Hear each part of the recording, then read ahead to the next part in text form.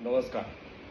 आज मी बार्शी नगर परिषदेच्या टंचाई आराखडा या कार्यक्रमांतर्गत ज्या विंधन विहिरीसाठी त्या ठिकाणी निविदा मागवण्यात आलेली होती त्या संदर्भानं सोलापूर जिल्ह्याचे जिल्हाधिकारी कुमार आशीर्वाद साहेब, त्याचबरोबर राज्य निवडणूक आयुक्त यांच्याकडे पत्राद्वारे आचारसंहिता काळात तातडीची परिस्थिती म्हणून आणि बार्शी शहरावरचं कृत्रिम पाणी टंचाईचं संकट लक्षात घेता निविदा उघडण्यास, त्याचबरोबर या कामासाठी शासकीय निधी टंचाई आराखड्यातून मंजूर करण्यासाठी पत्रव्यवहार केलेला आहे.